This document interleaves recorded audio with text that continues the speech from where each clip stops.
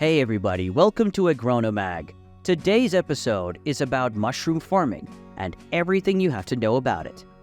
Farming may very well be one of the most unique activities that we ever came up with because honestly, there are so many layers to it that most people can end up spending their whole lives working on the field, and yet they will still have a lot more to learn before they can say they mastered it. This is why for today, we actually decided to take a step back and provide you with a comprehensible guide on one of those farming niches that is actually ignored or downright avoided by most people. Regardless of whether you're new to the game or if you've been farming for a lifetime, now you need to understand that mushroom farming is very much so an incredible tool that you can make use of in order to make a profit. So if that sounds like something that you're interested in, keep on watching because in this guide, we will actually provide you with everything there is to know about mushroom farming, including how you can make use of it and how it and every other secret that comes with it. Before we delve into that thought about how we just try to provide you with the basics as far as mushroom farming goes so that you know exactly what you're dealing with. Moving on, what is mushroom farming? As the name implies, mushroom farming essentially just refers to the process of growing fungi on your own farmland, either for the sake of commercializing it or just for personal use. You will also find this process known as the fungi culture in some places. But for the most part, you can simply refer to it as a mushroom farm business, and you'll do just fine. In simple terms, actually growing the mushrooms isn't all that different from growing any other vegetable out there. But on closer inspection, you will immediately see just how unique growing mushrooms can really be. For now though, let's just take a second to show off the many advantages to growing mushrooms for yourself, including the following. A mushroom farm is actually quite convenient considering the fact that the mushrooms themselves can be grown all year round. This means that unlike with other venues, you'll actually be able to make a profit consistently as opposed to working a lot for 6 months a year and then standing around for the rest. Secondly, as opposed to most other veggies or fruits out there, mushrooms can either be grown outdoors or indoors, meaning that you can actually forget about having to deal with bad weather every now and then since your produce will always be safe and sound inside of your house. Thirdly, every part of the mushrooms get used, including the bad ones. Any waste that may be left from your harvesting can actually be used since the mushrooms themselves are organic materials, so you never have to worry about that.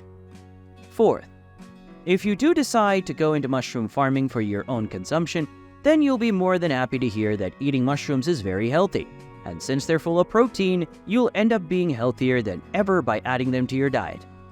Fifth, actually starting up is nowhere near as expensive as most people would think, especially if you're in it just for your own consumption. You can literally start off as a hobby, and if you do want it to be something more, then you can invest more into it. If not, then just leave it at that. Last but not least, in order to actually get started with farming your mushrooms, all that you'll need is an empty warehouse or industrial building, and voila!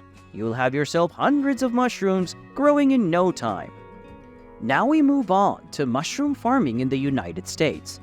Back in 2018-2019, it was practically unheard of to actually find a local mushroom farmer that you can trust with their produce.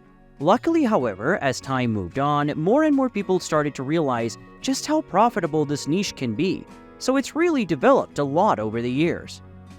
As of 2022, the market has pretty much exploded to the point where it's surpassed the $50 billion mark by now. Experts have also claimed that by 2028, we'll see the market value increase even further, with a monumental 9.5% annual increase so far. You do need to keep in mind, however, that as soon as you harvest the mushrooms, you need to sell them since they typically only last for 1 to 3 days afterwards. What you can do, however, is you can literally get your produce dried, frozen, canned, pickled, or even powdered, so that it will last you a lot longer and you'll be able to produce a lot more on your own. As of today, the US is the world's second largest producer of mushrooms, but weirdly enough, they're not the main consumers. The title goes to the Europeans as that's where most of the produce actually ends up being sold off to. What this means for you though is that you will have to get your harvested mushrooms shipped off as soon as possible, and from the moment they cross the sea, you will find yourself making a profit in no time. Now we move on to starting a mushroom farm business. The main question that most people have when it comes to starting off their mushroom farm is always going to be whether they can start up without having all that many funds to spare on the work. Luckily though, our answer is pretty much universal by now, since getting started as a mushroom farmer can be done by anyone, regardless of what starting budget they have at their disposal. You can start working with a mere $5,000 in your bank account, and as time moves on, you can end up putting more and more money into it until you can properly live off of this steady flow of income. This will be as soon as you reach the $100,000 mark or so, since that's around when people know that they want to be a part of this niche. And most importantly, this is right after they've gotten a taste of the profit, and they know they can handle the process altogether. When you're getting started, you need to find the right space for you to start your mushroom farming, in which can be quite tedious, to be honest. You will be flooded with different options, but what you need to do is you'll need to find the perfect one for you without ever looking back at what other options there were out there. We recommend always looking for a building with concrete floors, but at the same time you need to make sure that you've got enough room in there to also put in some ventilation and temperature control machines to facilitate your mushroom's growth. When we were ready to start, we went with a 500 square foot space, and thanks to it we managed to produce around 12,000 pounds of mushrooms every year. This in itself was great since we sold the mushrooms for $7 per pound, which gave us a solid income the whole time. So if our calculations are correct, then you should easily be able to make your money back by the time your first year in the business is passed. You can make around $120,000 during your first year after you spent around $100,000 in starting your business. You can literally triple your profits by the third year. So if you're scared of starting up because you feel like you haven't put enough money into it to come out on top, remember that the more money you invest, the more you'll make. So don't be discouraged if you don't have the largest startup budget. Now we bring you a step-by-step guide on how to start a mushroom business. Chances are that if you've been watching this video with everything we've said so far, then you already know that you want to take this step and become a fully fledged mushroom farmer. Well, in that case, welcome to the farmhouse. We're happy to have you amongst us. But with that being said, it's about time that we delivered on the industry secrets we promised before. So without further ado, here is our step-by-step guide on how you can start a mushroom business today. Step 1. Plan out everything. As should be the case with everything else in life, you need to take a second or two in order for you to actually write a list of everything that you will need during your startup process. This includes the following. You will need a large empty space to store all of your mushrooms in. You will need ventilation, temperature, and light control since you'll be mostly growing the mushrooms inside. You will need it to be close to a market, so you save up on the transportation costs. You will need some way to remove the odor, which will pile up the more mushrooms you farm. You will need to develop a close relationship with agricultural neighbors that are going to be willing to offer you the supplies that you will need on your journey, including manure, and so on and so forth. Step 2. Do your research. Besides what we already just talked about, you will also need to know everything there is to know about mushrooms so that you can react appropriately to any problem that you may come across in the long run. For example, did you know that mushrooms produce millions, if not billions, of microscopic spores every day? These spores are the main reason as to why you need ventilation systems altogether, so you should definitely be accustomed to them. You also need to know what spawn making is. In simple terms, it refers to the germination of spores, which will result in you getting the mycelium ready. The mycelium are the spores that you get after you're done germinating them. Last but not least, for now, you have the spawn itself, which is the produce that you'll be packing up and shipping off seas. You can learn all about the mushrooms themselves from online sources, although we always recommend taking a course in college since that will be a lot more effective in the long run. Step 3. Design your mushroom farm. When it comes to designing your mushroom farm, you will need to choose between 3 different options altogether. A zoned design. This refers to you packing up the compost around 6 feet high above the ground level in special trays.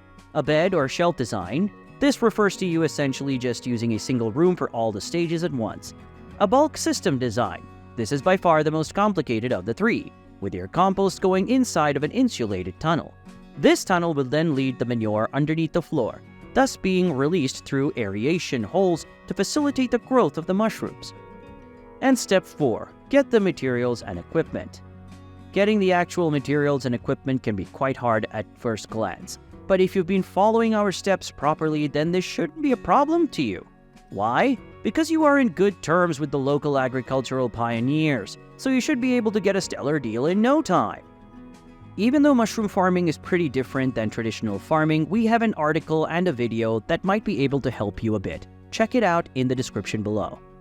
Step 5. Choose the perfect mushrooms for you. Picking out the perfect mushrooms can again be quite scary at first, since you have hundreds upon hundreds of varieties to choose from, right? Well, actually, no. In reality, you only have 3 different sorts that you can choose from: smooth white, off-white, and brown. Each of these types is then spread across 8 different strains that you can choose from. There isn't all that much of a difference between the 8 types as much as there is in between the 3 main varieties. So how can you choose between them? Simple. Really, you just look at what is most popular in your market and work off of that. As silly as it may sound, this is the most surefire method that you can take advantage of in order to make a profit. Shiitake, for example, is great if you want to sell it in its dry form. It is one of the most popular dry form mushrooms on any markets, so you can be sure that you'll be making a profit off of it in no time. The oyster mushrooms are also worth mentioning. Although they are a bit harder to sell, they typically go for a higher price tag since they are mostly used by restaurants as delicacies. Cremini and portobello mushrooms, on the other hand, are very flavorful in their own right, meaning that they'll oftentimes sell for a lot depending on whether they're popular in your market, and so on and so forth. And number 6, get a team. Sure, when you're getting started, you will want to reduce the costs of everything as much as possible, to the point where you're probably even going to try to be a one-man company for a while. But as you increase your produce and you start making more and more money, there's no reason as to why you shouldn't want to invest in getting a team going there too. A lot of your farm will be automated, with the temperature and moisture control, for example, not needing any human touch whatsoever. But you will still need people to monitor your mushrooms on the daily to make sure you don't lose any of them for any reason whatsoever. And now, very important, step 7, start marketing your mushrooms. As soon as you're done with every other step on this list, you will need to start looking into breaking out of your underground status and instead go for the mainstream market. In order to do this, you will need to employ the following means. Use social media to advertise your products. Awesome photos will definitely help you get more exposure and sales. Personally contact restaurants, grocery stores, and even farmers markets to get their support. Look for places that will purchase your imperfect mushrooms, the ones that you couldn't sell on the market. As soon as you're done with all of those steps, you should find yourself on your way to making it big in the mushroom industry. As we mentioned previously, the best thing about it is by far the fact that it is such a niche that most people don't actually think of it when looking to become full-time farmers, meaning that there is a lot less competition than you'd think. On top of that, you can easily start up with a very low budget, and you can build up your business from that point on, making more and more and investing more of that into it until you can make a decent living off of it. It won't be easy, but as long as you enjoy doing it, you'll pull through. So for now, just remember, as long as your heart is in it, you cannot do wrong by it.